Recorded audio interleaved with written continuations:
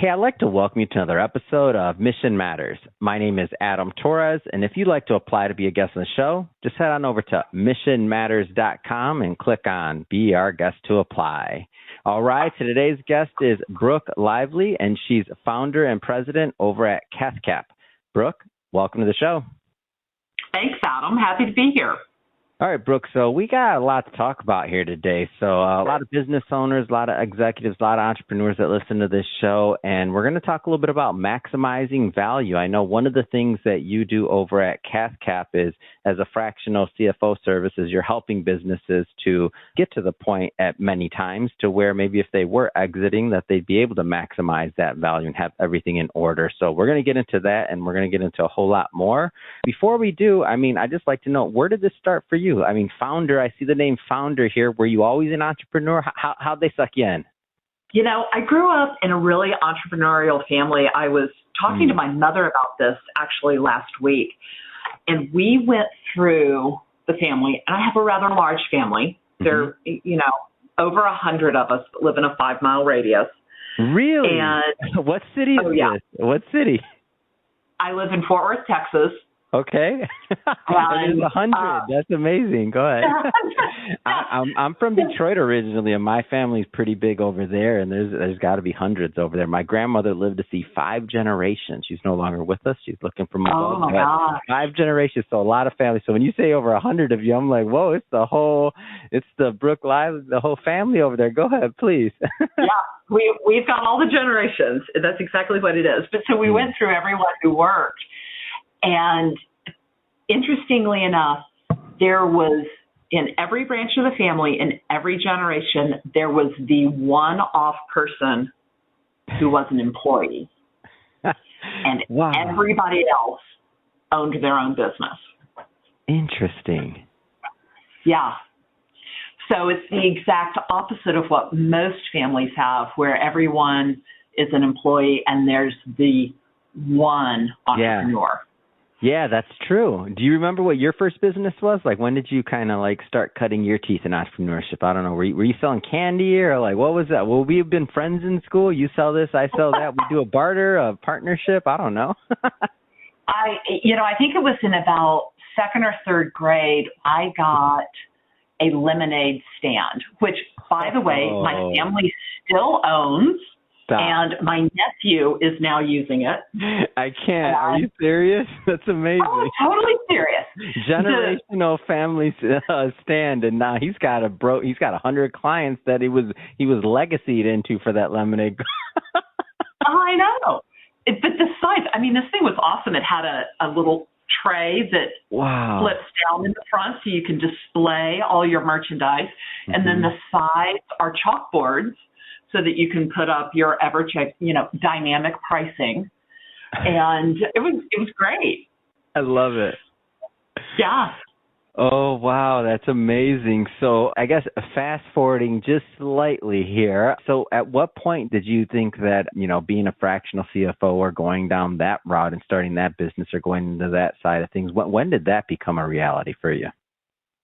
Well, I was actually working for a family business as a CFO, and I had hired someone to help with sales and marketing. And clients came to me and said, "Can you do for us what you're doing for your family firm?" And that was when I realized that so many entrepreneurs start their business because of a passion for a product or a skill or a service. And that passion is rarely ever actually the business itself. Mm-hmm. And so they were struggling to run that business by the numbers. And I didn't realize I was doing anything abnormal. And so, I hated to see them struggling so much. And so that's why I started CathCap. I just wanted to help people be able to make data-driven decisions because it's so much easier. Adam, if you're making a decision based on gut instinct, You sit there, you make that decision at 2 p.m, and then you go home and you have dinner with your family and you think about that decision. Was it the right thing to do? Was it the wrong thing to do? And you're distracted through dinner making that decision a second time. And then you wake up at 3 a.m. and you make the decision a third time. And then you go into the office the next day and you're talking to a potential client, and where you should be focused on them, you're making the decision for the fourth time. So, Brooke, are you like wired into my security camera right now? I'm feeling a little creeped out. I know, isn't it? Some of the entrepreneurs listening are like, what? She doesn't know me. Wait a minute. I know. I've been spying on all you entrepreneurs out there. Did I mention I grew up in an entrepreneurial family? Yes, I get entrepreneurs. I understand exactly what happens. I lived it. I lived it with both my parents. And so the things that I do naturally, because my parents and grandparents figured it out, and great-grandparents, I want to help other people do it. Everybody doesn't have to touch the hot stove. Yeah. Enough people have touched the stove that I can tell you that it's hot. I know that one of the things that you do is you're working with businesses and thinking about and helping them maximize value before an exit or otherwise. I know you've worked one of your niches. I know you work with many different businesses, but one of the niches, hundreds of law firms, literally, you've worked with. Yeah. What are some of the things as a business owner is preparing to exit, or even if that, when I say preparing, more than a year out, I'm talking about they're thinking about it. They might be thinking about legacy. They might be thinking about the next generation. Like, who's going to take over their lemonade stand if they don't have that lineage that you do and their kids want no part of it, or otherwise, right? What are some of the things that people should be thinking about as they're kind of heading towards that stage of their life when it comes to value and how they view their business? Well, I think the first thing that everybody needs to understand is that a business that is ready to sell throws off a lot of cash, so it's profitable. It has happy clients and happy employees, and it allows the owner the freedom to do what it is that they love to do, whether that is working in the business, spending time with family, whatever it is. It gives them the freedom of choice on how they spend their time. That's what makes an attractive acquisition. That's also the company that really ultimately we all want to own. Yeah. So we should all be preparing for exit today because we don't know what's going to happen. We could all be hit by the proverbial bus tomorrow. So let's have a company that's ready to be sold just in case. But let's also have a company that's ready to be sold because it's the easiest stinking company to own. Yeah. So we might as well. So, when we're looking at any company, and we'll talk in terms of law firms here, we want one that's profitable. So the most important thing is, is it throwing off a lot of cash? So in a law firm and in any company, we're going to say that 1/3 of revenue, this is after cost of goods sold for any company. I don't personally believe that law firms really have cost of goods sold besides an occasional thing here or there. But revenue after cost of goods sold, 1/3 should go to pay the people doing the work, 1/3 should go to overhead, and 1/3 should be profit.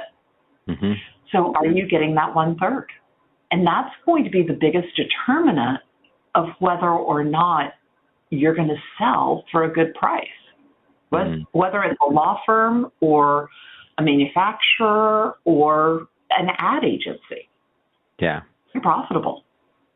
And so looking at that, if you get in there and you see that maybe something's off on a firm or otherwise, like the sooner they know that, the sooner that they can start changing things to tweak those numbers. Am I off on that, or like what? So you go into a firm, like you see the numbers, maybe they're off from where you want them. Like what happens next? And I know it's not one size fits all, but let's play through the scenario. What happens next?